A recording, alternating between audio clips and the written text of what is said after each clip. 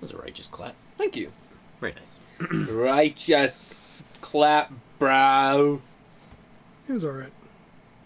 It was okay. You Fine. lose. Perfect. All right. Oh, God. Let's get her done. Think of a good intro. I can't. You got nothing, huh? I got nothing. Nothing. I think you guys need to step up a little bit. No, I'm good. But that's why you, and I dare I say it now, you lead this channel. Yes, it's And so we, as the followers, expect you to have a stellar opening every single time we record anything. I'm not following, you just can't get rid of me. I'm like a bad stain. That is true. Well, you pretty much turned into the third Wheel? power trip. Yeah, that too. That's what I meant. I was keeping it. I was keeping it respectful, and then you went right there. You went right there. Respect it for suckers. I pity the fool. Pay the fool. What the hell's happening right now? He's having a heart attack. Yeah, I see that. No, that'd be up higher. I guess we're not gonna have to worry much longer about this third wheel. No, No. it'll be gone. It's a shame we didn't make the bet with him. It's going flat. Yeah. It's going, flat line.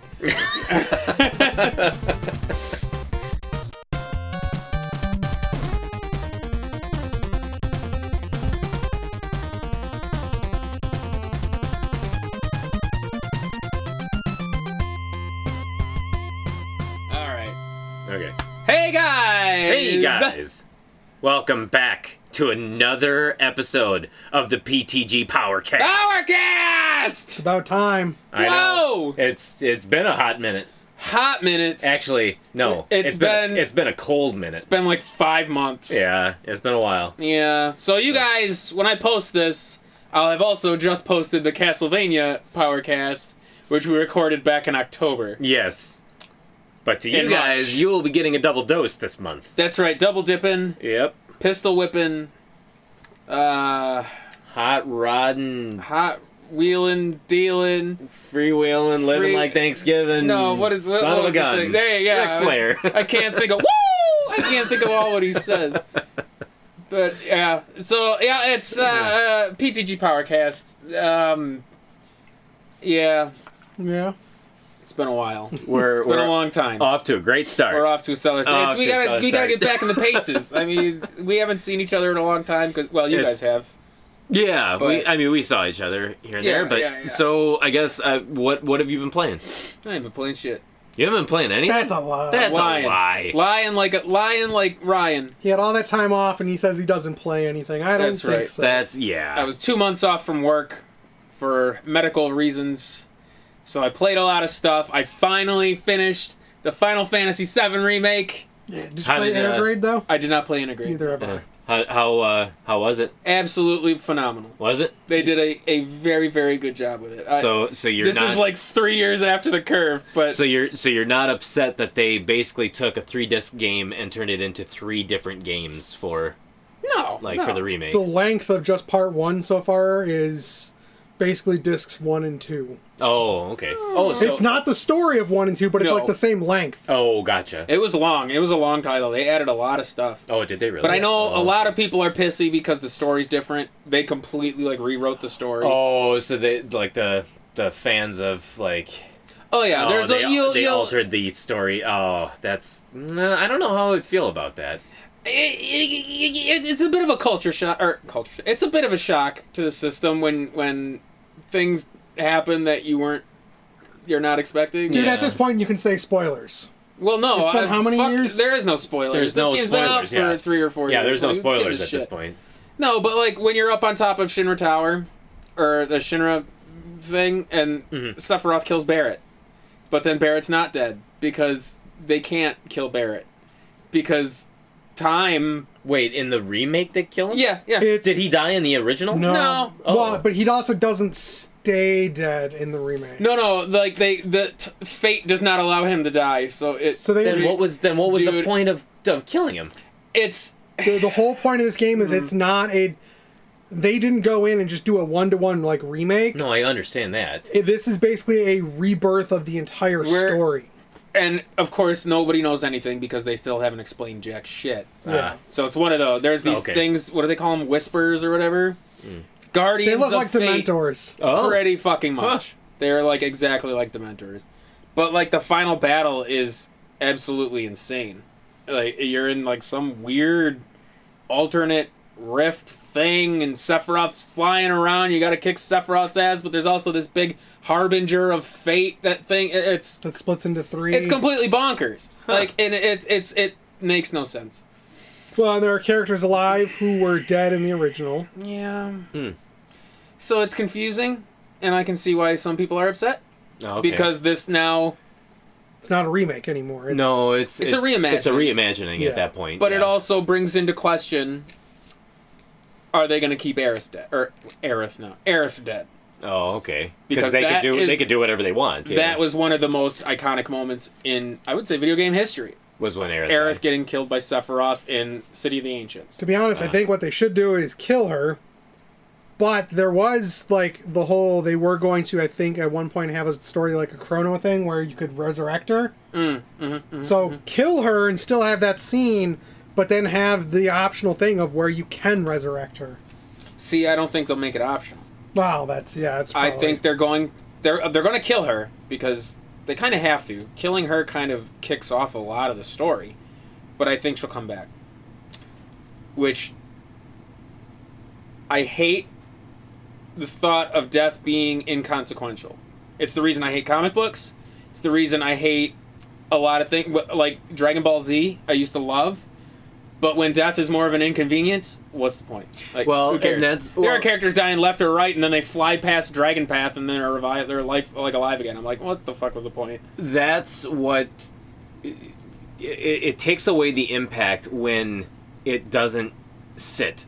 Or like in the case of like them killing Barrett, and then Fate says like, nope, we can't allow you to die, so you're coming back. It's like, yes, like you said, it's more of an inconvenience. It diminishes the quality of the sacrifice, and when you boil it down, it's like it didn't make one lick of difference if you died or didn't die, because it's now like you literally strayed a little bit and then you got right back in your lane. Yeah. It's just Well, I don't like stories like that. I don't like stories that rely on like, oh, you're fated to do this. I don't like the concept of fate to begin with. Like that this was predetermined, because that's completely stupid to me. Even any storytelling like that to me is just dumb, even though that's like 95% of RPGs. Yeah.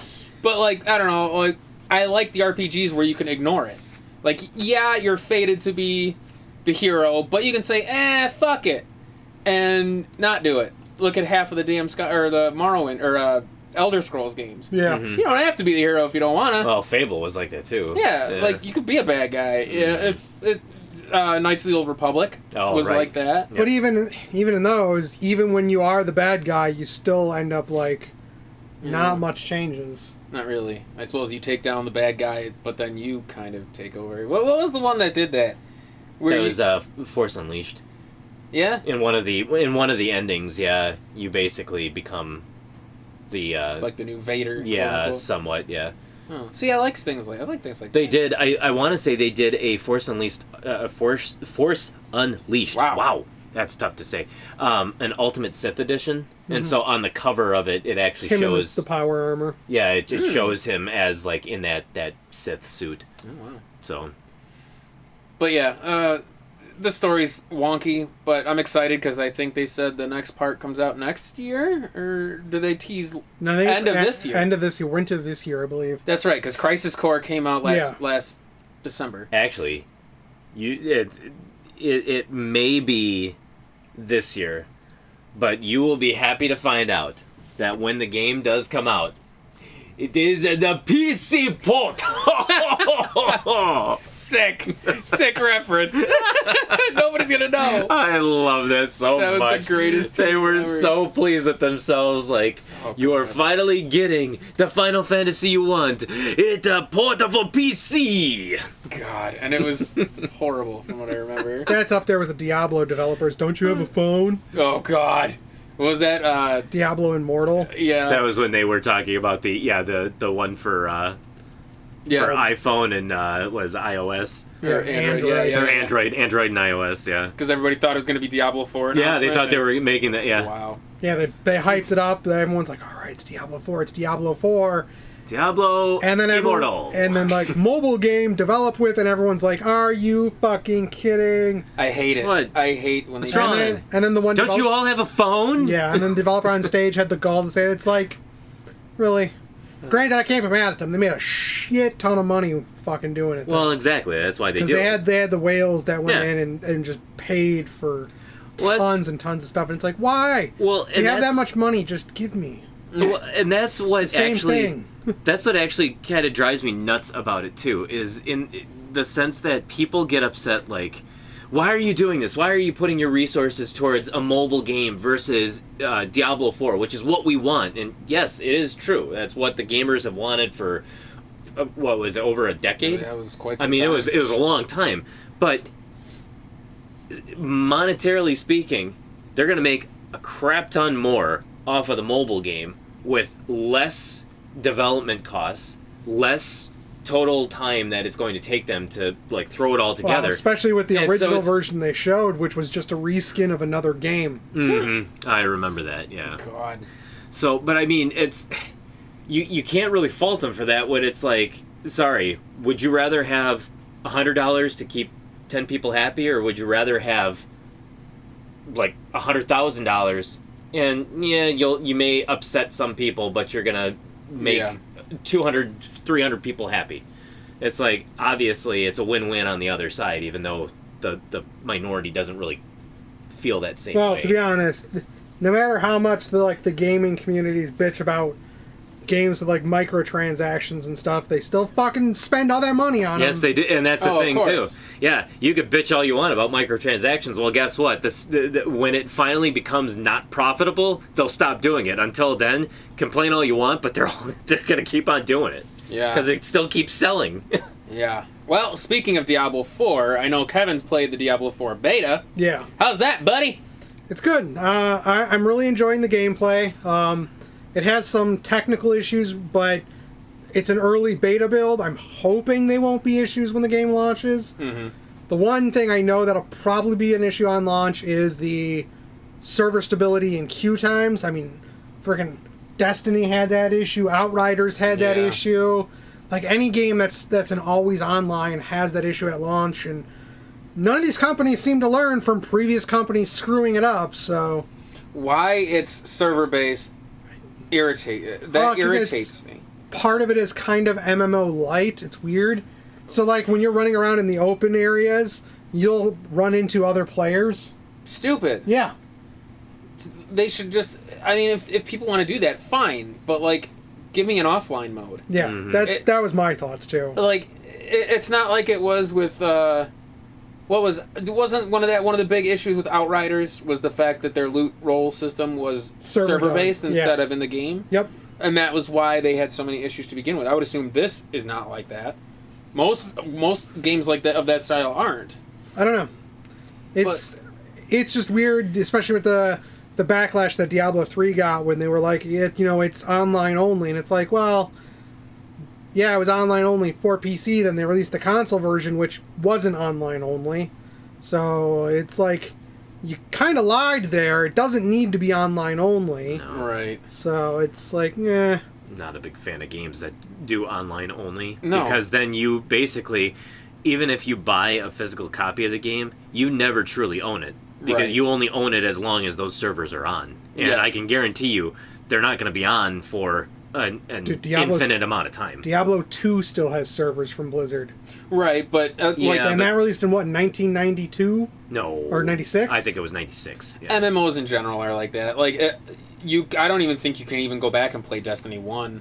There'd be nobody on. So it's like, Well, and what that's do you the thing do with too it? is even though the server might be on, yes, you may have your dedicated people who are still playing, but you run into 10 people versus you run into There's 1,000 people. thousands of people that play Diablo 2 still. It's ridiculous. Because Diablo 3 came out, there was such a backlash that a large chunk of the community Just went right back to stayed with Diablo 2 until years after Diablo 3 was getting updates. But there's no, like, official servers for 2, correct? Yeah, there are. Is there? They still have, like, seasonal ladder rankings and everything. I didn't know if... Well, that could also be 2, because, like, didn't the remake or re-release of it come out not that long ago? Yeah. For current gen? So, I mean... There's still a clamoring for it, but like I said, games like Destiny 1, Yeah. who the fuck's gonna go back and play that? That game is lost to obscurity. You know what I mean? Like, Yep. I enjoyed it. I had fun with it when it was out, but now there's other stuff. what do I do with the disc? It's like just Anthem. a paperweight. Anthem was the same way. Anthem, it's a fantastic game. Enjoyed it. You can't find anybody to play it. The servers probably don't even work. No, they're done. They shut down. Or what was that one that Square Enix did now? Babylon's Fall. Yeah. That game was out for a full year, and that was it. And that was it. And then they were shut like, down everything. this didn't do shit. They said the sales were flopped. dismal. The game was a complete and utter failure. So the people who did like it were screwed. Yeah, they said servers are shutting down. I want to say they shut down last month. Something like that, yeah. Wow. Yeah, so it's like, and I mean, the game wasn't that bad. It wasn't great. No, but at the same time, it's if I like a game, even though it didn't do well, if there is an offline play where I can continue playing it, and I'm not forced to have to log in, or it's like I get taken down as a result of nobody else liking it, then that's what I like. Imagine if like Phantasy Star Online would have been like that. Oh yeah. You know what I mean? That game had an offline mode, but that game also had a local co-op. Yes, thing. it did. Yeah. So it's like that, but that's because couch co-op was a big thing at that time. Yeah. So, so it's like, I'm with you. I hate server-based games. Yeah, it's just it's unreliable, and especially if you don't have internet or like internet's down for some reason, then guess what? You're not getting online. Some asshole decides to target their servers and knock them offline. Oh yeah, there you go. Yeah, that's happened how many times with I know it happened with Destiny at one point where it happened with Outriders, I think, for a while. The people were just like, people are enjoying this. Let's screw with it. Oh jeez. Yeah. It irritates me because what was that one game that came out too by Ubisoft? Immortals: Phoenix Rising. Requires an internet connection. Requires you to log into Ubisoft's thing. It's a purely single player game. There is no multiplayer. Why do I need an internet connection? Yeah, why do you need an internet connection at that point? You're not even interacting with anybody. And in 6 years, you're probably not even going to be able to play that fucking game. Nope. Because there's not going to be anything to connect. But what's the point? Why did you make this game then? It boggles my mind. Yeah. I hate this era. It's questionable, like some of their decisions. Yeah, it's like I love this era of games, but I hate it at the same time. Yeah. And this particularly is why. But anyway, so Kevin, anything else with Diablo 4 beta? I know I pre-ordered it for you. For your birthday. Yeah, So other than so my only issue so far have been like server queue, which is stupid. It annoys the hell out of me. I just want to play Diablo by myself and not be bothered. Yeah. There was weird rubber banding issues where you would run, get a certain amount of distance, and then the game would just automatically reset you back a certain amount. That's weird. Because server lag. Oh. Or I would be moving through town too fast and it would jump me back and then finally spawn in all the NPCs and stuff. Oh, weird. So there was issues with that, which I hope is not an issue with the final game, but who knows. But they introduced a dodge mechanic that's got a 5 or 6 second cooldown, but they designed combat around using it. Ew. Oh, so that's not good. It's why is the cooldown on it so long? Can you imagine that? If you're designing these moves that I'm supposed to use it to get away from or to move through enemies and stuff like that, it's I don't want it spammable where I can just keep rolling like in The Legend of Zelda, but have it so it charges up 3 uses and then has to recharge or and then or hits reduce the amount of time it takes to recharge down to 2.5 or 3 seconds would be more reasonable, but. Yeah, the 5 or 6 that it is currently is just dumb. Yeah, that's so bizarre. Well, especially for a Diablo game to have a dodge mechanic. Well, Diablo 3 did on the consoles. Did it really? Yeah. I don't remember that. If you flick the right analog stick, you roll. Oh. Wasn't in the PC version, only in the console version. PC Master Race can suck it. PC, the developers liked the mechanic enough that they were all right, we'll incorporate it into the next game. But yeah. But it's just such an odd choice. Yeah. I don't know that especially to have a cooldown like that. Like there was a game that had like you had so many moves and then it had to recharge. Yeah. I'm trying to think of what Wizard of Legend maybe. It feels right. Oh, maybe not.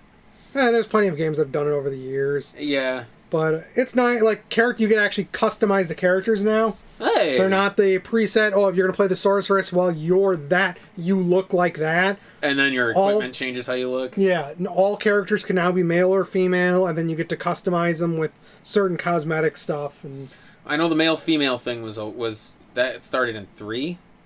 Yeah. Because I know 2 you couldn't change back and forth, but I know 3 you could change between the genders.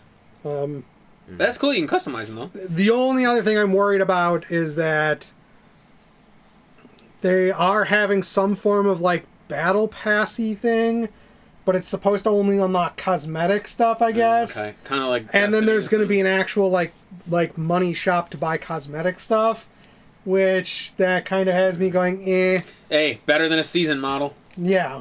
I would rather have that than this game is free to play, but you have to pay for, like, seasons. Yeah. You know, that shit, that, like, Destiny 2 ended up doing. Yeah. Which is why I fell off that game hard. Well, what was it? The 2013 version, I think, of Killer Instinct did that too. Really? Where it was a season model. It was. I don't know if it was necessarily free to play. I am pretty sure it was. It's just that it was you paid in via seasons. I hate it. Yeah. I hate that model. To me, it's ruined games.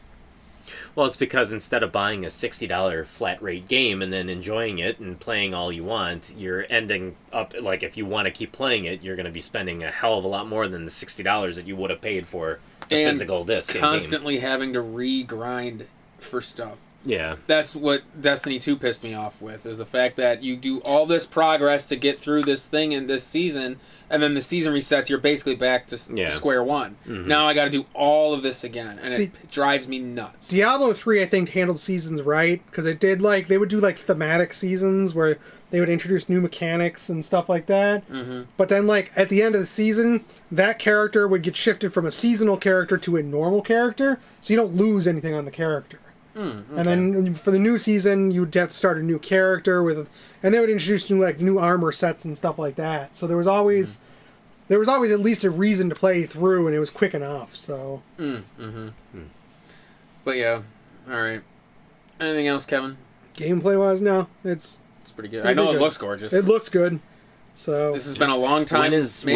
So this is the beta. Yeah. It's open for the beta users. It ends Sunday. Ends Sunday. They're going to take all of that. When is it going live then? June, I believe. It's in is June. when it releases. It releases on June 6th, I want to say. So they'll take probably whatever they get from the beta results, and then they've got 3 months to really polish it and fix the glitches and all this stuff. So who knows, that dodge mechanic might be changed. I was going to say, maybe they'll get enough complaints. This version is a change from the previous, not the beta that happened last week, but there was an exclusive one, I don't remember when, but the roll mechanic used to be a little bit different in that version, and they changed it to this. So weird. Yeah. Because there was backlash, like in one of the trailers or something, where people were like, oh, it looks like the person's just spamming the roll, and so they're like, fine, we'll add a cooldown. It's like, you took it from one extreme to the other. Mm-hmm. Maybe they'll find the sweet spot by June, because I mean, that's kind of the nice thing about when they do demos and betas and stuff like that, is when they actually listen. Yeah. Because I remember Outriders, when we played the demo, and it was questionable. But we saw the potential in it. I think we actually did a Powercast on it, you and I. No, well, you mean Adam. Yeah.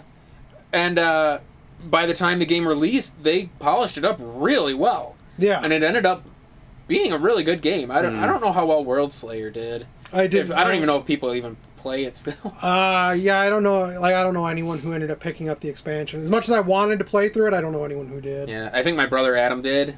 But I don't think I did. I didn't. I know I didn't yet, but maybe at some point I will, when I'm into that game again. When I'm sick of other RPGs. All right, so Paul, what have you been playing? So as of right now, so I've been playing a little bit of everything, but main game Pokemon Scarlet.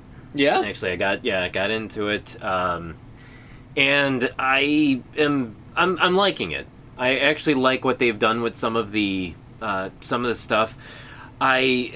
Surprisingly, because I thought that either it was you or Kevin, were saying that you didn't necessarily like the Pokemon that you ride as like your vehicle. Koraidon or Miraidon. No, I enjoy it. And I actually like the idea of it, and especially when you battle you do the Titan matches, and then he gains the additional abilities to jump, to glide, to climb up walls. Sprint. It's like it literally almost feels like they put an element of Metroidvania into the game. Kind of. Because there's certain areas where it's like I couldn't get to, or it was taking me just an ungodly long time to get around because that map is really expansive. It's massive. And in fact, that was actually one of my initial gripes is I'm like, this map is way too big. It's literally taking me 20 minutes to get to an area where I thought was it's not that far away, but then I can't do anything. I can't There's no straight path to something. Exactly. Yeah.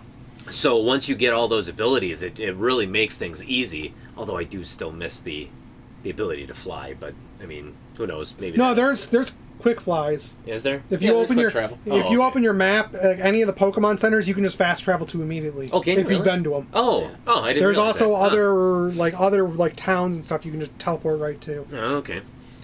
Well, and I've been I don't know why, but this is the first time when while playing it, it's every new Pokemon that I'm finding, I'm trying to catch it. So I was I did that a lot. My Pokedex so far is I think I've got at least 150 Pokemon that I've caught, and I've probably seen over 200. But this was by far probably the easiest gen to fill out the decks. Yeah, I would say because nothing seems like it's overtly difficult to find or difficult to come across. I've been reading that there's some variants of the Pokemon that are a little bit harder. There's a Tauros that the Tauros with the different forms. With the different forms, the two different forms, the water and the fire are the hard ones to find. Yeah. So which I actually liked the Tauros forms. I think that was actually pretty clever. I didn't even know they were different types. Yeah. I thought he was just straight fighting. I didn't know he was fighting water. He fire, could be. whatever. Yeah, he could be one of. Yeah. I was like, that's pretty badass. I even like the design of him. How he's all black and stuff. So he's actually in my team. Who did you take for a starter? I'm curious.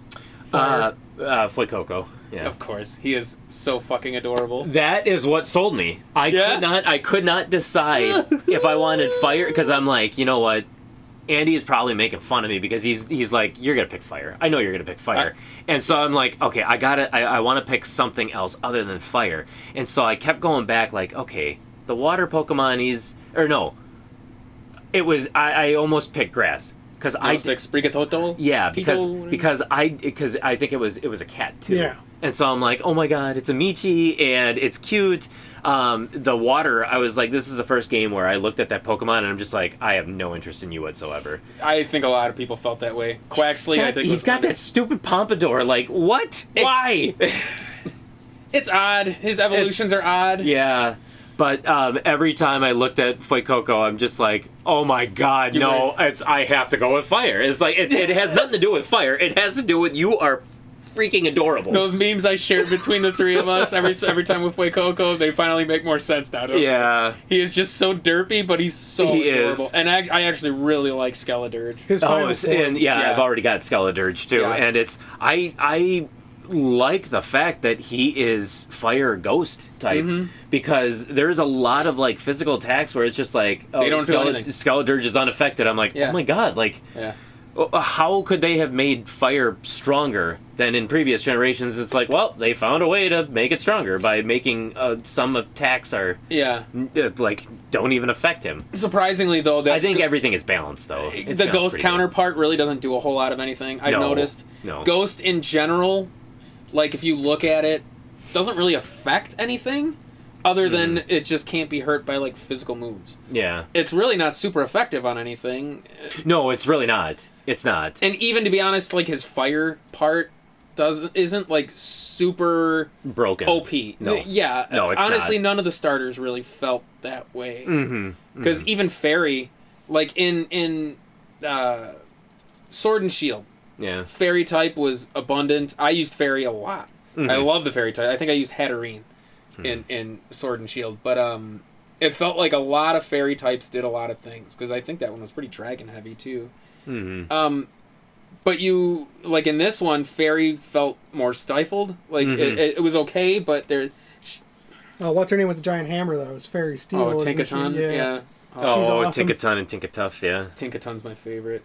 I love Steel. So there is an evolution to Tinkatuff? Tinkatike, Tinkatuff, and then Tinkaton. Oh, gotcha. Okay. That's a little pink thing with the giant hammer. With a giant hammer. Yeah, I was going to say, that I've kills seen... Corviknights. Yeah, that's what it does for fun. It shoots them out of the sky with the hammer. Oh my god. Yeah, and then makes bigger hammers out of the Corviknight steel. Oh my god. It's pretty obscene. Pokemon's a really dark one. Yeah, that's pretty messed up. Yeah, I love Steel. I love Fairy types. Those are my... If I was a leader, I would either be Steel or Fairy, because I fucking love those types, but... the darkness nature, that's why still to this day, actually, believe it or not, XY is still one of my favorite, like, story-wise, favorite games of the entire series, because people had always had that idea, that indication that the Pokemon world might be a little bit darker than they realize. The Pokedex all the way back to Gen 1 was dark. Yeah. Well, yeah. Oh, no. I understand that, but it's just like, why are, like, all the people in town, like, why are they all kids? And why are there so many Pokemon? And they keep making comments to, like, Pokemon War and stuff like that, and XY, they spelled out, like, yeah, there was basically the equivalent of a world war, like, with humans and Pokemon, and literally, like, people got wiped out.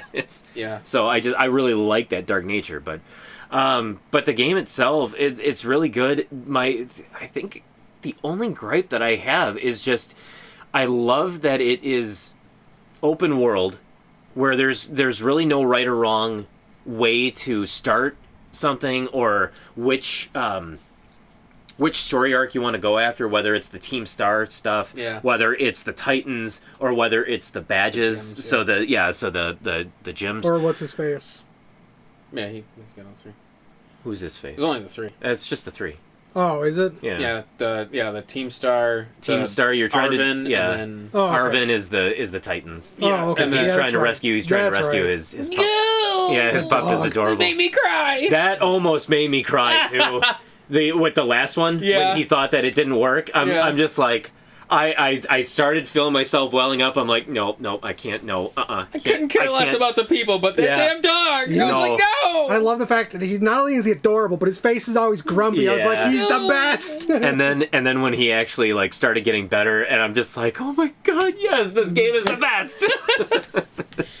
Yeah. But no, I like that it's open like that. But I actually just realized, like, I found out while I'm playing it in Any Way That You Want, where I've only tackled, I think, 4 gyms, and I've done a couple of the Team Star bases, but then I focused on the Titan matches, because I like the fact that it's like, this is going to open up my ability to get anywhere on the map. So then I noticed that the last Titan match that I went up against was the False Dragon. Oh, and the big doe. God, I can't remember his name. It's the big Dorongo. fish. It's not a dragon. It's a fish, and then it's the sushi thing. Yeah. But he had, like, they were getting tougher and tougher. He was kind of tough. But I was able to handle that. Then after that, it's like, okay. Then Arven says, like, thanks for helping me. Now they're talking about going into the crater of Paldea. And so he's like, well, first let's have a battle so that we can see if what? No, keep going. I don't like the fact that you're smiling, because you know exactly what I'm gonna say. I'm hoping it's what I hope you're gonna say. So, as he wanted to battle to see if he was ready to go in, and sure enough, it's the first time in any series. Paul, did you lose? Did you lose? I did. Oh my god, I lost too. I did. I got my ass kicked. And I'm like. This is amazing. And I'm thinking to myself, okay, does this mean that I wasn't supposed to, like, just jump right to all the Titans? Was I supposed to go through the badges? Like, he was tough. He really was. It was a hard fight. He really was. I think I could have stood a better chance had I had a few more revives, because I forgot to buy more, and so I only had like 2 or 3 left. Did it catch But you it's- off guard too? It did. So your guys probably weren't healed up, or were they? No, no, they weren't healed up completely. Yeah. I had plenty of heals. It's just that, like, every single attack that he was doing Super effective. was basically super effective. A lot of his attacks were like ground, Yeah. or rock, or water, maybe. He used a hell of a lot of ground. Fucked me up. Used a lot of earthquake, a lot of, like, Yep. ground quakes and stuff. Yep, same with me. That's exactly how I lost. Like 5 out of my 6 Pokemon were weak to ground. Yeah. I was not prepared. I was at least able to make it to his last Pokemon. Yeah. To the Master. The Mabosstiff. Yeah, Mabosstiff, or Mastiff, whatever his name is. He's a Mastiff. But yeah, he ended up just kind of taking me out, and I'm like, okay, so I think I'm just gonna focus now on the badges, and maybe I should try to go back, because I thought, for all intents and purposes, my Skeledirge is at like 58. And now is where you're gonna see the downside of the design of the game. And I'm seeing, like, my all my other Pokemon are like high 40s, low 50s. So I'm like, okay, I think I'm strong enough. And then I got to him, and every one of his Pokemon were in the 60s, and I'm like, what did I forget to do? Yeah. Why are my Pokemon not on the same level as his? Mine were at, like, if what? not 1 or 2 levels lower, and I got destroyed. And so I was like, holy shit. Yeah, so at first I was like, okay, I was not supposed to go in this order, because obviously I am grossly underpowered from where he is. Mm-hmm. So, but now it's good to know that, like, nope, that had no bearing on it. It wouldn't have made a difference. I kind of cheesed him. Did you? So I had the level 75 fucking Lucario. I kicked the shit out of him. Oh, that's right. I found a Lucario down in one of the caves. It was one of the Terrestrialized alternate typings. oh, sure, yeah. And he was like, I went into the battle with him. And he was like level 70 or 75. Oh, jeez. How did you even stand a chance? Yeah. He was basically kicking the shit out of my Pokemon, and I basically burned him and just kept putting him to sleep. Just kept doing what you could. Yeah. And then whittled him down until I got to yellow, and then I managed to catch him. That is the one thing. He doesn't really listen when I was fighting, so I mean, there's that. That is one of the things, though, with the terrasticized those Pokemon. I love the fact that if you do go up against them, and it asks you if you want to catch them, you could throw whatever Pokeball you want. And But I'm not talking about. It's not one of the dungeon ones. Not the raid. He was one of the guys just walking around the world. Oh, seriously? Yeah, he was down in the cave systems that's underneath everything. Oh, and he was just walking around. Oh, yeah. Well, he's one of the ones with the pillars of light that you walk around. Yeah, No, I know exactly what you're talking about. Yeah, he's not one of he the, wasn't one of the raid raid bosses. battles. Okay. Right. But I like the raid bosses where it's like it doesn't matter what what ball you throw, you're basically guaranteed to catch the Pokemon. For the most part, yeah. I think I've only missed one. I was gonna say I've never missed a single one. Yeah, I know in Sword and Shield that was a problem where you would do all that stuff to get through that battle, and then you still miss them. Yeah. You're like, get the fuck out of here. And you basically only had like the one chance too. Yeah. Well, the raid battles I thought were kind of interesting. Anyway, the raid battles were no different to me than they were in Sword and Shield, though. So just I was the timing thing is weird. Yeah. I don't know. It's very. It's almost like it's real time, yet it's not real time. Yeah. It's because it's still turn based. So it's interesting, but I would say for the most part, I'm honestly enjoying the game a lot more. Well, I mean, I was looking forward to it, but I'm enjoying it a lot more than I thought I would, which I already had high expectations. Yeah, I actually enjoyed it more than I thought I would, which we'll actually talk about this in depth in a Pokemon Powercast. Sure. But I'm glad that you're enjoying it. Mm-hmm. Yeah, definitely. But let's see. And then other than that, I've just been.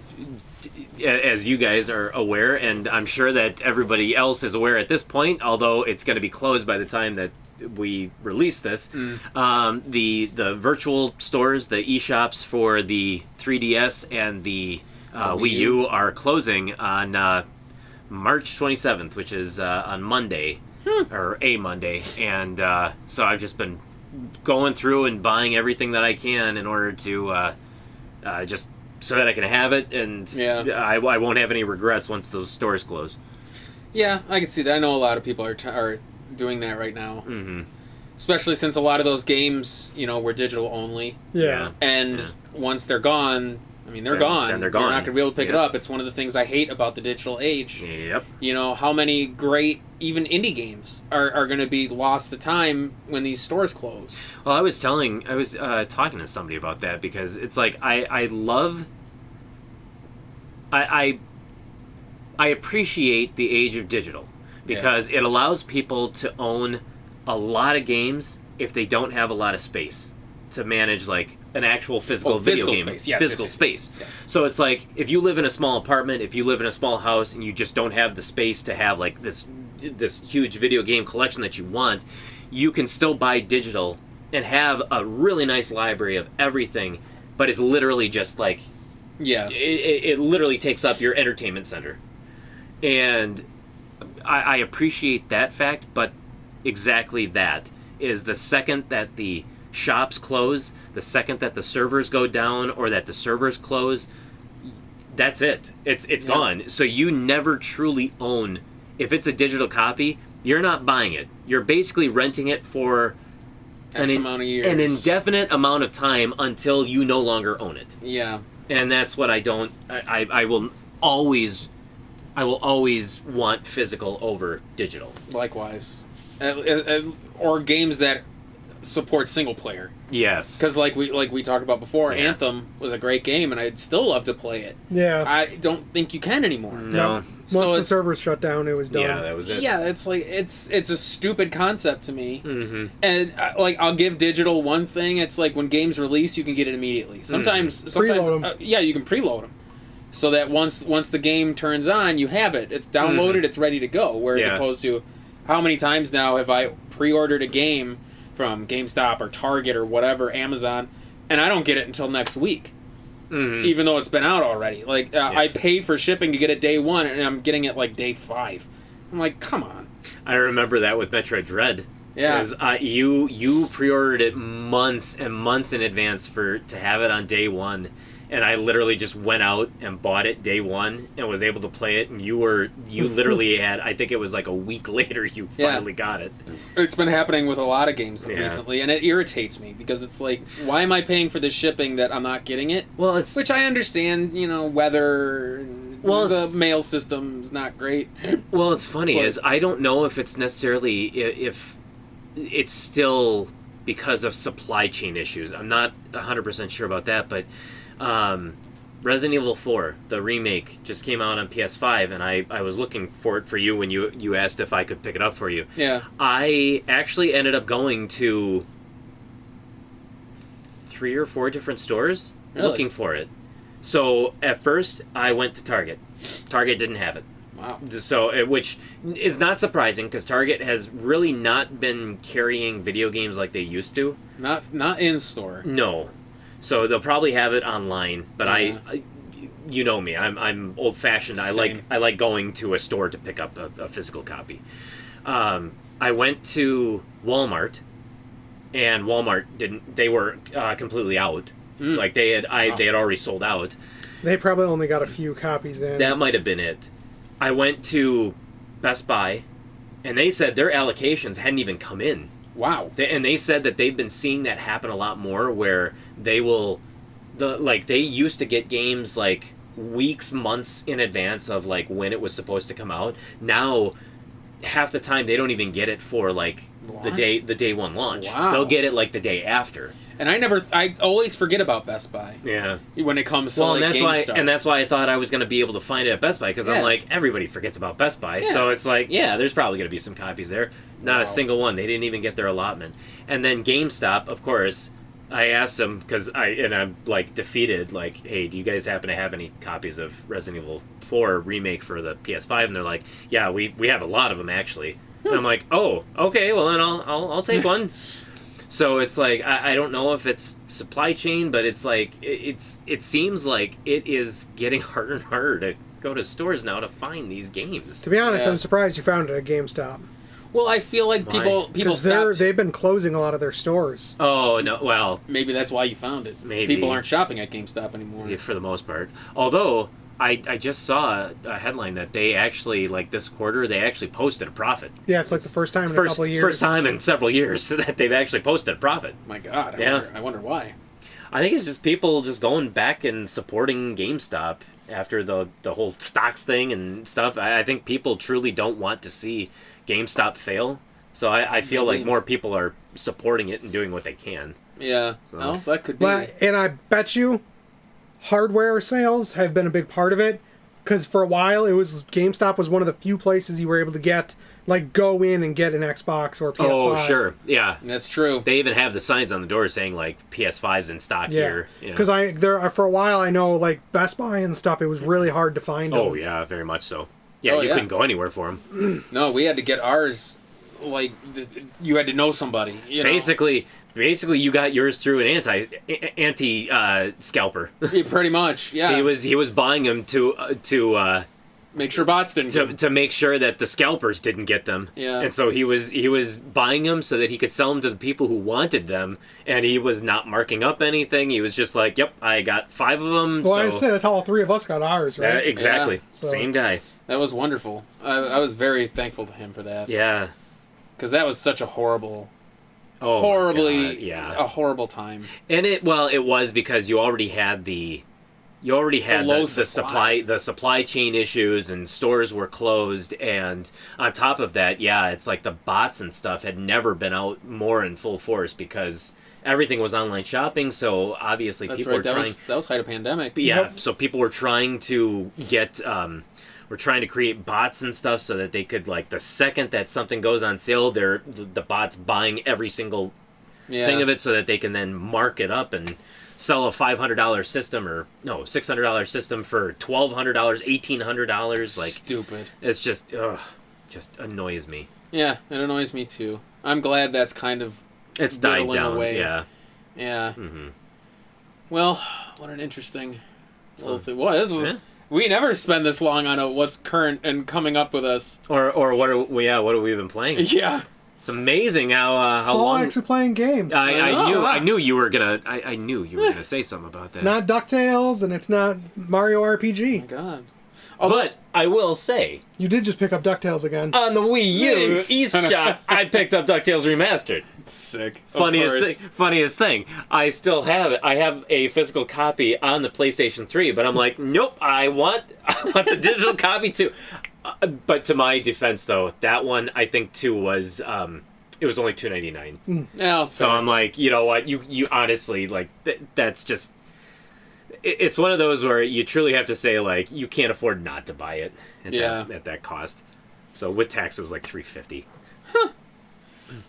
Well, I do want to add something. So, like we said, I've been off for 2 months. I've been playing a bunch of games. One that came out while I was off that I wish had gotten better reviews, more attention, was Forspoken for the PS5. People did not like it. For some reason... Didn't that game come out a long time ago on the PlayStation 1? Forspoken? I think you're thinking Forsaken. Oh, yeah. You idiot. No. Forspoken, PS5 came out in January. I loved it. I think it's a fantastic game. It plays well. It looks great. It's a vast... I spent over 85 hours on it. I have not seen any headlines with that game in it. No. It really just came and went, and it flew under the radar. And I don't know why. Like, because it's a fantastic... It plays so well. It's one of those, like... Who put the game out? Square Enix. Square Enix. Square Enix? Square Enix has been really diarrhea dumping games like crazy lately. Yeah, but some of their stuff, like it's been on point for some of the games like that. Some have been really good, some not so good. Look at Babylon's Fall and Balan Wonderland. I was just about to say, it wasn't Balan Wonderland. That was Square Enix. I think they were just the publisher. Yeah, they only published that one, so. But, like, this Forspoken, like, I don't understand why people are hating it. Mm-hmm. I think the game is fantastic. It's one of those, because I like magic stuff, wizardy kind of things. Mm-hmm. It's one of the best examples of, like, spell slinging, fast action, like, kind of, that kind of play. Mm-hmm. Like, Control did Psychic Powers super well. Mm. Control was a fantastic game when it came out. It still is. Yeah. This one kind of does it in the same way, where, like, powers and stuff feel... very well done, very fluid. Nothing feels clunky. Mm-hmm. It's just a fluid experience. I think a lot of people hate the main character, Frey. for some reason. They say her dialogue's shit, she's annoying as a character, which, yeah, she can be. But, like, she's a bratty 20-year-old who got thrust into this world that everyone thinks she's the savior and she doesn't want to be. Of course she's pissy. Like, she grew up in New York as basically an orphan. Like, her parents deserted her, and she's pissed. Like, I can understand it. You know, it's like, I don't know. Just... It blows my mind, the games that people latch on to, and then the ones that they hate. Yeah. You know what I mean? Like, I don't know. Get Forspoken! Play it! Well, the dev's gone now, so the company that made it's gone. I know. That's sad. That's right. I did see that article where I shared it with you Forspoken... guys. Yeah, that's right. Where Forspoken came out, and it was... I guess it was so... it did not do what they did, and Square Enix literally dissolved the studio that produced it. Like they kept the developers. They put the developers on other teams, so that it's not like they lost their jobs. No, but the company that they were, the Luminous Studios or whatever, it doesn't dissolved. exist anymore. It basically just folded back into Square Enix. Yep. Yeah. Which is sad. Like I said, it's a fantastic game. Well, and it makes me sad. And it's because of games like that and experiences like that where people say, like, God, I wish that video game developers would just make something different instead of just rehashing the same stuff over and over again. The Maddens, the Marios, the Call of Duties. The Call of Duties, like, just do something different. Well, this is exactly the case. Why? Is because you have a game that you think is going to be really good, that could be the next big thing, and it ends up failing for nobody knows why. I mean, it really just kind of... it just didn't do well, and therefore a studio dissolves as a result of the game doing bad. So what does that tell the other developers who keep rehashing that same game? It's like, well, okay, we can either take a gamble on something new and hope that it turns out big and lose everything, or we just give another Call of Duty and we know it's guaranteed money. Like, all right, Call of Duty. Or let's remake a game from the PS1. Yeah, exactly. That's why we're in the age of remakes and remasters. Let's play off nostalgia. Let's just remake it. There's less risk. Yeah. And to be quite honest, at this point, because of like what happened with Luminous Studios, like I honestly don't fault them for the rehashes and the remakes. Yeah. Like they're really between a rock and a hard place. Or you have other games that literally have the exact same faults as another game. The other game got praised, and the new, like Anthem, it literally had the exact same faults that the first Destiny did, but Destiny got praised and Anthem got shit on. Yeah. And Anthem had some of the best flight mechanics of any game. Like, I don't understand, like, literally, Destiny had, you beat the story, and other than PvP, there was nothing to fucking do in the game when it launched. Yeah, I remember watching my friend play Anthem once, and it looked absolutely gorgeous. Yeah. Like, and then Anthem had the same thing. You got through the story, there really wasn't anything to do, but Destiny got praised for being this amazing, game-breaking, groundbreaking, genre-defining thing. It's like, it's not. It's another shooter. I was gonna say, it's just another first-person. It's another fucking Halo shooter. Yeah. It's just online, rather than. And they added space magic instead of fucking, the tight, like the armor powers and stuff. It's like, it's not doing anything new. At least, like, Anthem tried something a little bit different. Yeah. Yeah. Anthem was yeah. Granted, I will say, Anthem did have that E3 issue that a lot of games, like, look, Watch Dogs, its original trailer, and then look at the game that came out. There's quite a graphical downgrade. Yeah. Anthem did have a bit of that with it, so yeah, there was a certain expectation of, hey, this is what the graphics should look like. Didn't quite get that. Yeah, that sucks, but the graphics were still fantastic. Yeah. And it's another issue like with Too Human, where the story wasn't completed. Yeah. It left on such a cliffhanger that we're never going to get resolution to. Unless someone buys the IP. Yeah. Why would they do that at this point? I would. If I was a developer, I'd buy it and turn it from a multiplayer game into a single-player game. Yeah, or make it more Outriders online as opposed to MMO. Yeah. Where I could play with you and Paul, but not necessarily have to be online. Yeah. Do it that way. Yeah. I would be down for that. But yeah, because like the mechanics and stuff there are fantastic. Sure, some of the equipment needs a little bit of work, but what equipment-based game doesn't need work with the equipment? Fucking Diablo 2 and 3 are still getting updates for, like, fixing equipment. So, I mean... Outriders had the same issue. How many times did you get the same fucking piece of equipment? Yeah. Or just useless fodder equipment? Like, yeah, there's always going to be problems with equipment systems like that, so it's... Yeah. Borderlands was a big issue with that, too. A bajillion guns, only 3 of them are really viable.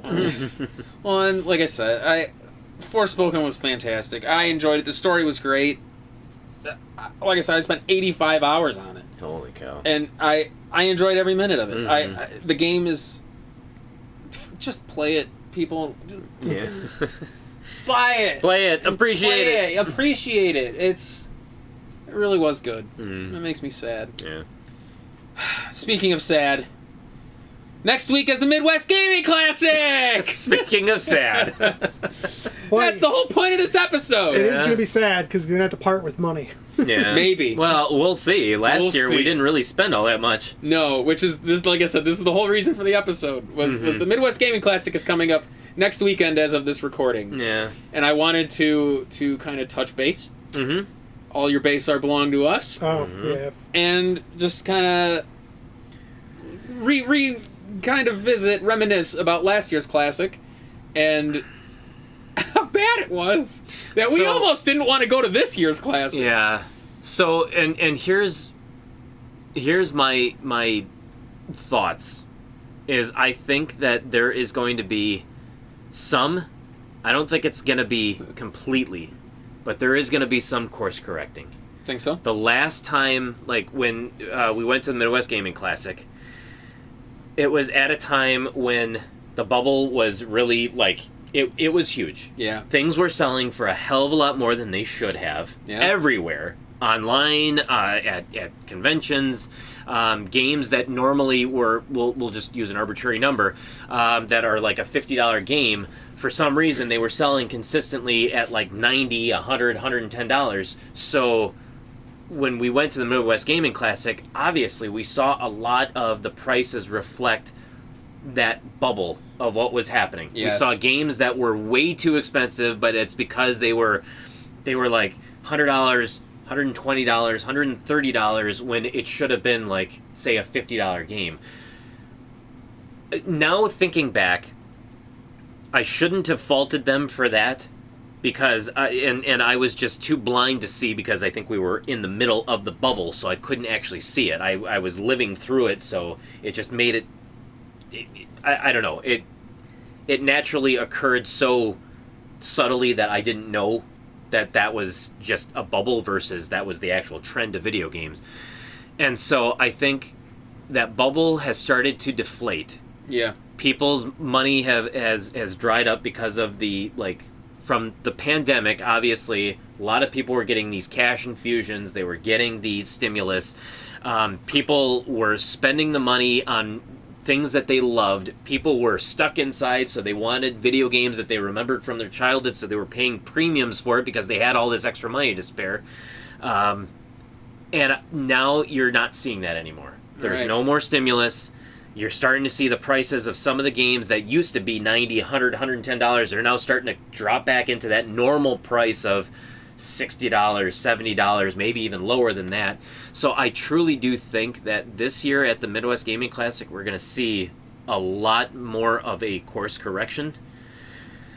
But then again, who knows? I mean, you're still going to see the convention inflated prices, of which course, 10, maybe you're always going to have to 10, see 12 that. bucks above. And this is one thing that I want to stress to everybody out there too, is that it is a normal thing to see that $10 to $20 more than you should be paying, because think about it in terms of they have to fly in, they have to bring all of their stuff, they may have to drive in and pay gas, pay lodging, they have to pay the money for that booth to set up that booth. So I mean, honestly, the first however many transactions that they make on that first day, that's not going to their profit. That's just paying for them to actually be there in the first place. Yeah. So just try to understand, empathize with them that yes, that there is a little bit of a markup, but that's a normal thing.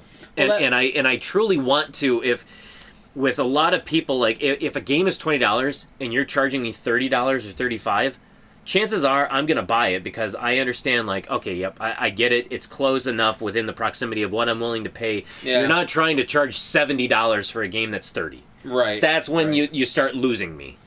Yeah. So. And it helped us, too, that when all this happened last year, you and I actually talked to some people that were there. Yes. We talked to, like, Oli from Coliseum Games and about, like, inflated prices and stuff like that. So, like, all of that actually helped us put it in perspective. Yes. And that was huge. Like, Yeah. I thank everyone who talked to us about it because we were really, like, we weren't necessarily upset. We No, just wanted to understand. Yeah. Like, where this was coming from the other side of the table, if that makes sense. Yeah. Like, we wanted to see And there was what the reasoning was behind it. Yeah, and there was the one seller that we talked to, where years ago I actually bought Ju-On the Grudge, the Wii game for like $35, which at the time I think it was like a $45 game. So I mean it was under the curve. Yeah. And he even said, he's like, yeah, at like in previous Midwest Gaming Classics, people were underneath the curve because they were trying to like undercut other sellers. So it's like, hey, buy it here instead of over there. And so it was kind of working to the buyer's advantage to with the way that they were pricing. And so they realized that a lot of these sellers were undercutting where they should have sold. So they tried to overcompensate in like the next year or two of charging more than they should have charged. But it left such a sour taste in our mouth at the time, but I just wish we would have known that, yeah, that was kind of one of the main reasons and the draws behind it. So Yeah. we would have definitely have put it into perspective and we would have empathized with it a little bit more than we did. Well, I'm sure the rapid growth of the Midwest Gaming Classic pushed that too. That's true. I mean, it was pretty small, God, we've been going to it for a long time since now. 2012, I think. Yeah. Like, it used to be pretty small. Yes, it did. And then, now it's much bigger. Although it didn't help too that last year was the first year to try to course correct for them not being able to have the convention in 2020. Yeah. They did it in the spring, and they also had one in fall winter. That's right. Yeah, because we went to the Midwest Gaming Classic in November or something like that in 2021. Because it was, so they were really trying to, I guess they were trying to make up the money that they would have gotten in 2020 for their spring one. I don't even think 2020, was it 2021 that they held it in spring? Or? I don't know. Maybe? I don't think so. All the years are just are. I don't think so. I think we went. It was in November in 2021, and then it was spring in 2022. That's it. Okay. Yeah, that's what it was. It was so close together. I remember. I think we even made a joke of that. I was like, "Weren't we just here?" Yeah. Like, it literally felt like we were just there. Yeah. And, So it's, and I mean, it's going to be interesting. I think so. And this is, I mean, just like last year, I feel like the stress is less than it has been in past years because obviously I'm not looking for any games in particular to like finish a collection. True. I'm not looking for really terribly high dollar games. So now I'm just looking for like good games that I may have missed at some point that I want to have for random systems like Wii or the 3DS. Because have we announced that you finished the Game Boy collection on the channel? Actually, I don't think we officially did. No, Paul actually finished the entire original Game Boy run. I did. It was actually February of 2022. Is when I actually collected the last of the games that I needed. It was actually down to just two. Man, believe it or not, it was FIFA 96 and FIFA 97. Wow. Or 95, 96. You always end up with the most anticlimactic games. But you know what, though? But that's because that's why, like, there's something about me that's... I would rather... Pollock's going out on the downer. I do. It's... I do. I would rather, in 100 times out of 100, I would rather go down trying to get a game like Bases Loaded 1 as my last Nintendo game than to say, like, yep, the only one I'm missing now is Little Samson. Yeah. because it's like it's expensive, and yes, I know I'm at the point of no return, but still, it's like, all right, Little Samson, I'm not gonna find at a mom and pop store when I walk into any store. Base is loaded. Like, I could find this anywhere because everybody has it. Right. And so with a lot of the Game Boy games that I was missing, like, I know one of the more expensive ones that I was missing, like in my last 5, was like Toxic Crusaders. You don't find that game anywhere. And when you do, people were like, I think probably if it was at the Midwest Gaming Classic, if I was looking for it, it'd probably be there for about $500 or $600. Holy shit. And it was at the time, it was like a $400 game. But I mean... On the Game Boy? On the Game Boy. Holy frick. Yeah. But then again, that's when we saw like Shaq Fu on the Game Boy. Shaq Fu! It's an $80. It was an $80 game at the time, and the person had it in their glass case for $300. Oh, God. So I'm like, that's not the kind of game that I want to go to like a convention and say like, okay, this is going to be my last game when I know that I'm already going to be paying an inflated price for it. Like, nope, I want it to be as anticlimactic as it possibly can be because I know that Makes sense. Because then they're not going to mark up bases loaded. Why the hell would they do that? They're trying to get rid of it any way that they can because nobody wants that game. They're using them as coasters behind the table. You never know. Yeah, no, that makes a hell of a lot of sense. But, so that is my mindset behind why I always like it, where it's not a rare game or it's not an expensive game as my last one. It's not for the fact that I don't want to be anticlimactic, but it's just that I want no strings attached when I go to try to finish the collection. Yeah. Unless it's Eliminator Boat Duel for the NES, which was that the last one game. was just a a dumb choice on your part. That was a kick in the head. Is what that was. We originally wanted to do a video at the Classic when Paul completed the collection at the start of Power. This must have been 2014. 2013. 2014. I finished it in 2014. Because we were going to be like, oh, Eliminator Boat Duel, easy peasy. We'll find it at the Classic, no problem. I needed 2 games. I think one was... It was Toki? Might have been. I think it was Toki. And then the last game was Eliminator Boat Duel. I ended up finding Toki at the Midwest Gaming Classic, and I'm like, okay, Eliminator Boat Duel, not a hard game to find. Somebody's got to have this game there. We walked through that damn place 2 or 3 times. Not a single Eliminator Boat Duel.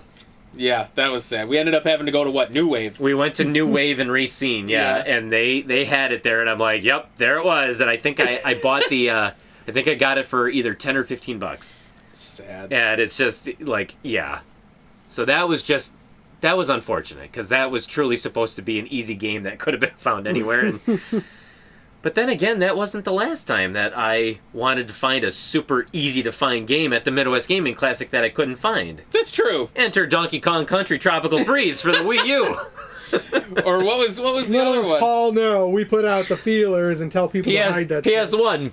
It was Nightmare Creatures. Nightmare Creatures. Yeah, that one too. Found 3 copies of Nightmare Creatures 2 for some reason. That one was much rarer than the first one. But Nightmare Creatures 1, anybody? Nope. Not a single copy. That's the saddest part, is like, I feel like that's the way the Classic's going, though. Yeah. It's like, you bring out your top shelf shit, because that's what people are going to pay for. Your Rule of Roses, your Haunting Grounds, your Panzer Dragoon Sagas, Little Samsons, which I have no doubt we're going to see in droves. I can't wait to see that boxed copy of Bonk's Adventure. For the one that's been there $4,200. Maybe it'll be $4,200. $4,200. That's my bid. That's my bid for this. I'm gonna go. I'm gonna go because I do think. 4201, Bob. No, you fuck. I think that there is gonna be some course corrections, so I am gonna go ahead and say $3,800. You son of a bitch. Yep. $1, Bob. $1, Bob.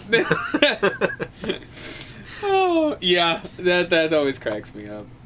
But no, I'm willing to bet you're right that prices will be where they're supposed to be, because I'm noticing they're gonna be closer to where they should be. I don't think that they're necessarily gonna be where they used to be pre-pandemic level, but I think we're getting to that course correction where we're going to start seeing a lot of prices go down from where they were. Because I know around last year's Classic, like Panzer Dragoon Saga, I want to say was hovering around the $1,200 mark. Mm-hmm. Now, I'm sure we'll see it for maybe $11. Maybe a little less, because I think it trends right now at $10.50.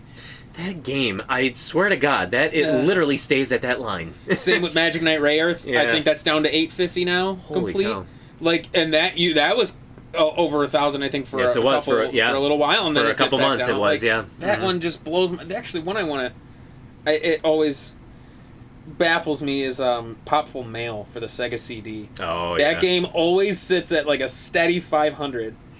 Let's see, 660. All right, so that one's actually gone up a little bit, but like there are so many where they refuse to move. They do. The Rule of Rose is one. It's usually about 600, I think, now.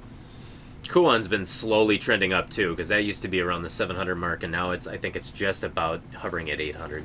Is it really? So yeah. Okay, yeah. But is there anything in particular that you're looking for at the Classic? I think I'm gonna look for the Echo Knight games. The one on sure. PS1 and PS2. Oh, Echo sure, Knight sure. Beyond for PS2. Yep. They're survival horror, if I remember right. They are. Yeah.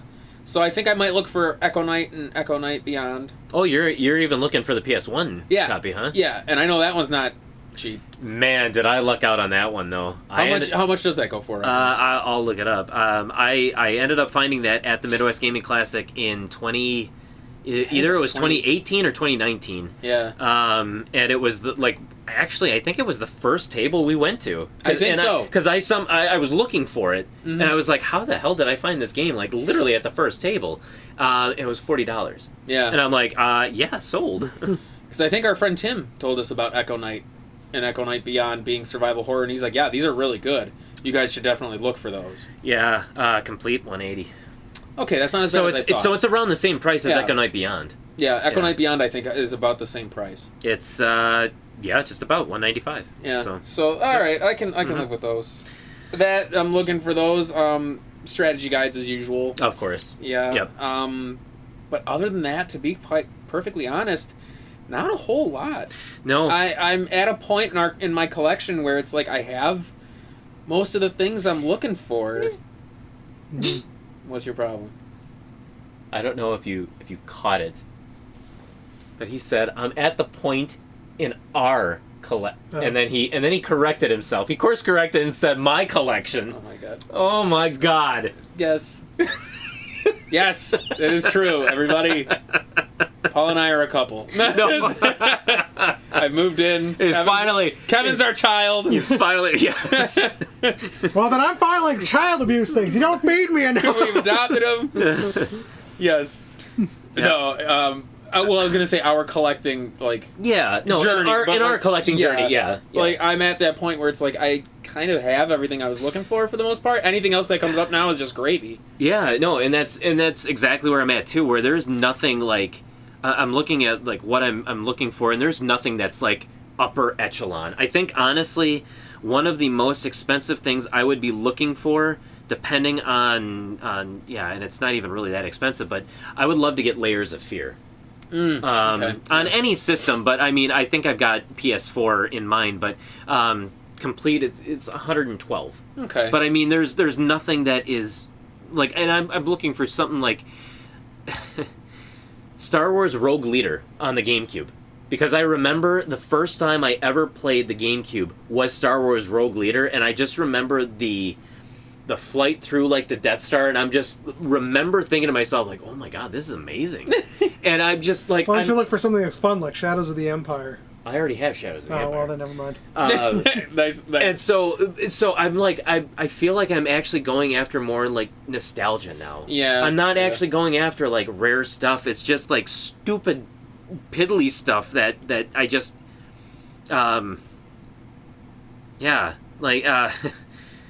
we'll see if I can finally find Mr. Bean's wacky world. Why? Because it's Mr. Bean! You're such an idiot. I love Mr. Bean! Keep it clean, don't flick that bean. Yeah, that's right. But I mean, Wily Wars, I actually wouldn't mind if I can find a physical copy of. But yeah, I truly don't think that there's anything that I am looking for that is over, like, $120.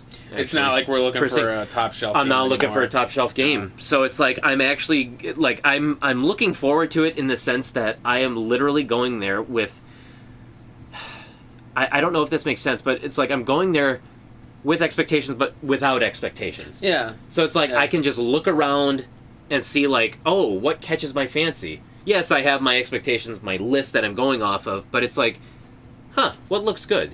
It's like, oh, hey, this $18 game. I would phrase like, it more as a hopeful versus expectation. Yes, I'm hopeful. If you see something, cool. If not, Yeah, I'm hopeful, not reliant. Yeah.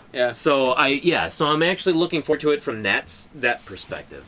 Yeah, because it's even like, because I know last year after the Classic, I was still looking for like Blue Stinger, D2, like a bunch of the Dreamcast games. Oh, that's right. And you were also looking at the time for Illbleed. Yeah, which luckily, thanks to Coliseum Games in Kenosha, I ended up getting a very good amount of games that he ended up having, which was phenomenal. I think he still has a whole bunch that I wouldn't mind looking at. Klonoa being one of them. That's a very expensive game. I think that's... It's like 300 and stuff. Oh, no, more than that. Klonoa? For the PS1? So. I think it went up. I thought it was... Yeah, what is it? Return to Phantom Isle? Or Door to Phantom Isle? Yeah. $350. I thought it was more than that. Yeah, I was just about to say, like, am I misremembering something? I thought it was much higher. Oh, it was much higher at one point. Probably, but it was almost $600. Exactly, and now October of 2021. Yeah, and that's $662. And now everything is starting to bottom out. The balloon is deflating. There it is. After the Classic, when we went to Coliseum, he did have a Klonoa there, and it was about $570. At that time, it was turning $555. So there you go. That game's taking a huge hit. Yep. So the balloon's deflating. So Jesus. Oh boy, the balloon is deflating, and so I think we're gonna see a lot of just course correction. Yeah, we're gonna see a lot of prices that are now more in our range and what we would expect to see, even including the convention markups. It's gonna be closer to what we're expecting. Yeah, I think so too. Well, maybe you'll get a Clock Tower too. No. Why not? I'm telling you right now, even if I see that game for $100, I'm not buying it. I have the guide. We're going to play it on the channel at some point. He really doesn't like Clock Tower 2. You know, it's funny because I think given the chance, if it was for an affordable price, I probably would still buy it. Of course you would. But I do. I absolutely despise that game. It's not great. I hate it. Did you ever play 3? Clock Tower 3? No. Oh, I have that one. I know you do. I think I have the guide for it too. You've got 2 and 3. You don't. I don't think you have 1. I don't own one. And I've got 1. So we're literally the yin and the yang. Yeah. Yeah. Yeah, because I think after the Classic, I ended up getting a whole bunch of survival. I ended up getting Clock Tower 3 with the guide. I got... Well, actually, I think I got the guide at the Classic. Yeah, I ended up getting a whole bunch of guides for a lot of really obscure games last year. And I think I'm just looking, like, again, as in previous years, I'm looking for, like, instruction booklets, too, just so that I can take some of my games that are boxed and just try to complete them. Oh, yeah, because that jumps the price. Oh, sometimes drastically. Yeah. Yeah. But, yeah, other than that, we'll see. We'll see what comes up. I'm like you said, hopeful. Yeah. But not well, I don't think this year I can really be disappointed because I'm not going in with like I really hope I find X game. Right. Like I don't care what I find. Like I'm sure I'm gonna find something. Yeah. And I've always been kind of the weird one where it's like I like finding those like odds and ends and the knickknacks and the like the Nintendo chair that I ended up finding at New Wave. And I was like, you made fun of me because I was so damn excited about it. And I'm like, this is such an oddball thing. Like, who the hell has this? Or the little Nintendo cart. Or the Nintendo cart! Yeah. Because it ended up being perfect for the Nintendo Lego set. It literally looks like it was in a kid's room. Well, I mean, I think that's what it was designed for. It still is. Yeah. Do you expect to see Wada there? Oh, man. To be quite honest, I'd probably. And the whole nobody going to their booth? Yeah. Wasn't there a big thing with them not long ago, too? Oh, yeah. Wada again? Yeah. Yeah, they're still... They're being... I think there's a case building against them from the SEC. the Securities Exchange Commission for what is it? Artificial market manipulation. Fucking Crispin Freeman. No, who owns what? Crispin Freeman. I don't know what his name is. Dennis Kahn. That was close. Yeah. They're two totally different. Crispin. Yeah. Crispin Glover. Two totally different people. Yeah. So it's I think the whole thing with like grading games and stuff like that. That's past too. Think so? That's all done? I truly do. I think it'll be a niche thing for select. It's titles. it's gonna be a niche thing for probably like niche titles. But yeah, seeing like just random games. Yeah, that are. I don't think that'll be a thing. No, absolutely not. You'll see it for like the Super Mario Brother 3s. It'll be the sealed copies, the rare games, even stuff like that. Like, I mean, maybe the iconic games like that, but I mean, you may see it for like the copies that are still out there of like Panic Restaurant and Little Samsons and probably the Kuons and the Rule of Roses that are still sealed if there are some left. Yeah. So, but I mean, the random game like Willow. You won't see that. No.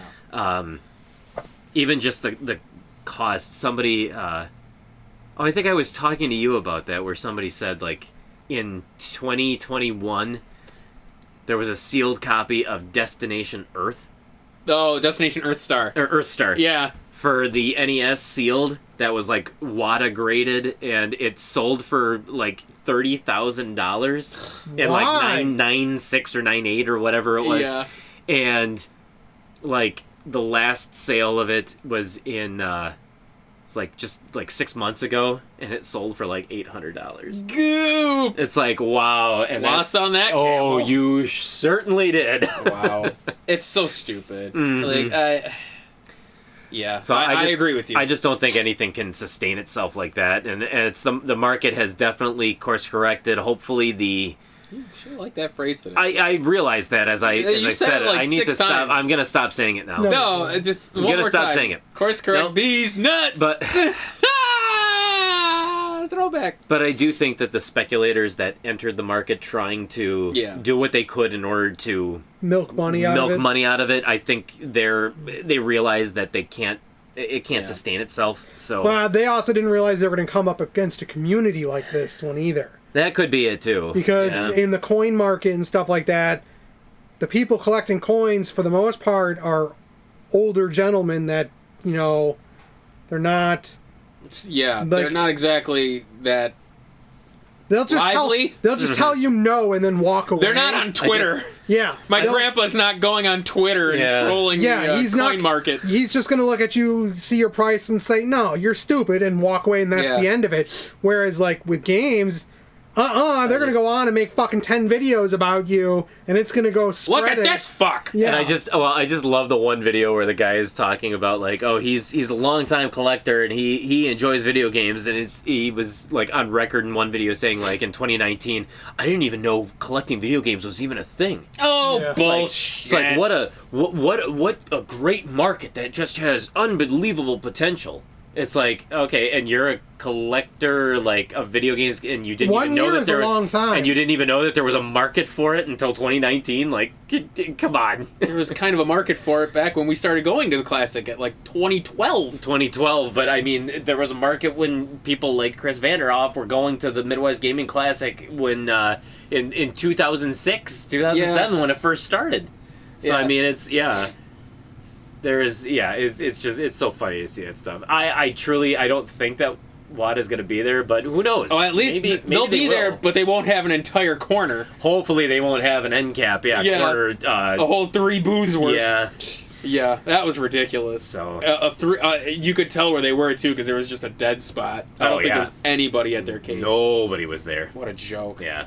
That'd be like Billy Mitchell having a fucking booth there. Well, he did go to the one he did go video to the game classic. Yeah, that was the start of his Road to Redemption tour. That's right, and I think we got that on in our video too. Is that Billy Mitchell? He even had the iconic tie and everything. And that was one thing too that I wasn't expecting. Billy Mitchell, he's tall. He's taller than I expected. Big motherfucker. Yeah. Yeah. 90% of that's hair. He's got incredible, like, it looks fake, but that is 100% real. What a fucking name. For plugs. They're plugs. Whatever they are, Might be. it's insane. His hair. Yeah, so that's it for us, I think. Unless you guys have anything else to add or talk about, or Nope. succinct and to the point. Course correction. Course correction. So that'll do it for this Powercast. Obviously, we'll post our findings of the classic. As we have done before in the past. Yeah, Yep. I don't... Have we missed a year at all? I think maybe we have. There's maybe a couple years where we didn't do it, but... Oh, maybe. We'll do it Yeah. this year. We'll walk around, record some stuff, and we'll post our findings and shoppings and everything like we normally do. There we go. See if we're disappointed. See if we come away as kings. I truly don't think we're going to be disappointed. I think it's just looks going to so be... weird. Yeah, I think it's just going to be like either it was Be a lot more chill. good or it was meh, but not disappointed, though. We're gonna do what the kids say. We're gonna classic and chill. We're gonna no. Not Netflix and chill. Yes. Oh, but classic and chill. I see. We're gonna classic and chill, but maybe minus the connotation. This is what happens when old people try to be hip and cool. It doesn't turn out well. Listen now. For all parties involved. In my day, actually, it's funny. I just You know what? Shut up, you young whippersnapper. I had a conversation at work about the good old days and how, because we were talking about cell phones. Mm-hmm. What was your first cell phone? Was it? Well, you didn't get a cell phone for quite some time. It was a long time. I had the it was a flip old phone. one that had like Snake on it. Yeah, no, I had a Nokia. I had a Nokia Yeah. track phone. Same. And I same. it had the Snake on it. The only calls I could make was when I had a prepaid 60-minute phone card. And every time you sent a text, it said, "You've used 12 cents of your $60." The great thing, though, is that the 60-minute card, if you bought the 60-minute card, it would give you an additional 30 minutes for free. So you were basically paying, it was $30 for 90 minutes. Those were the good old days, man. Where you had to hit the 5 key to even get to the letter you wanted. Oh, my God. And God, did we get proficient at sending texts? Thank God I did not. I was never You didn't big have at that? sending texts. No, not for the 5 text key. on my first phone very much. Oh my Not God, for you the guys. 5 key. I got him a ride that cheapy little cricket. I had a small one. It was about that big, gray. And the second I got my girlfriend, or a girlfriend, boy, that time went out the window. You updated. Because I ended up getting the phone with a contract. That's when I went to... it was Singular at the time, before they turned into AT&T. Oh my God, I completely forgot about Singular. Yep, I had Singular, and... Wasn't it Singular 1? I think it was just Singular. It could have been. But I remember the lady was like, "Well, what do you want your phone number to be?" I was like, "Well, can it be Pope?" Because that was my nickname is Pope. I was like, "Oh, it'd be cool to have Pope." Nope, that's taken. She was like, "What about curse words?" How does shit or fuck sound? I'm like, what about curse words? All right. And I think, my phone number, even to this day, is 914 shit. 914. Well, thanks for giving away my phone number on... That's got to be cut now. I'm going to leave it. Let's see if I get... Not. Nobody listens to us anyway. They need the area code. They don't know what the area code is. Oh, that's true. Yeah. Well, they know we live in Kenosha. Oh, fuck. There's a lot of different... They're not going to call you. Shut up. Let's see if anybody even listens. Guys, if you listen to us, send me a text. Say, "Hey, I heard you on the PTGPowercast. You're an idiot. My phone number is..." Well, let's see if you can put it together. Let's see how well people's deductive reasoning is. Yeah. Nobody likes Actually, us enough. maybe people don't even know how that works anymore. I'm about to say, do they even know numbers correlating to letters on phones? Maybe not. Oh my God! Don't you guys have? Doesn't anybody have a phone? Doesn't anybody have a phone? I brought full circle, boys. You brought it full circle. So let's see if I just start getting random texts from people. If you're one of the randos, send me a text that says, "Hey, I heard you on the PTGPowercast," and I'll reply. Thumbs up. Maybe we'll send you a gift card. Yeah, absolutely. I'd be down for that. That's funny. Be down to Down to clown like Charlie Brown. Like Charlie Brown. Which means we're down for like Donkey Kong. DTF. No. Down to flound. That's not what Down to flounder. Down to flounder. I don't know. This is a PTG Powercast. iTunes, Stitcher, and Spotify. That's right. Or yeah, you can find us. That's it. iTunes, Stitcher, Spotify. That's it. You go to powertripgaming.tv. Takes you directly to the YouTube channel. I tried to snap and it didn't work because my hands are dry. Yes, and you can watch all of our Midwest Gaming Classic videos. That's right. Videos where we go hunting for video games, and you can watch our playthroughs of games from the NES to The SNES, to the PlayStation Genesis, 5. the PlayStation, the PS5. Yeah, everything. Oh my god. So many. So many systems. And if you don't feel like contacting us on social media, there's always nespowertrip@gmail.com. Yep. We will get back to you there. Alrighty. So there you guys go. That's another PTG Powercast in the bank. right. It is great to be back. It is. You've been listening with power. With power. Oh, so much power. D to P. DTP. Down to power. Down to power. Down to power. Oh, that's actually pretty cool. Thank you. DTP. Yeah, DTP. yeah, I kind of like that. Yeah, nice. We're down nice to one. power. Kevin, shut the fuck up. I see that look in your eye. PTG DTP. Yeah, DT. Yeah, PTG DTP DTF. You know what?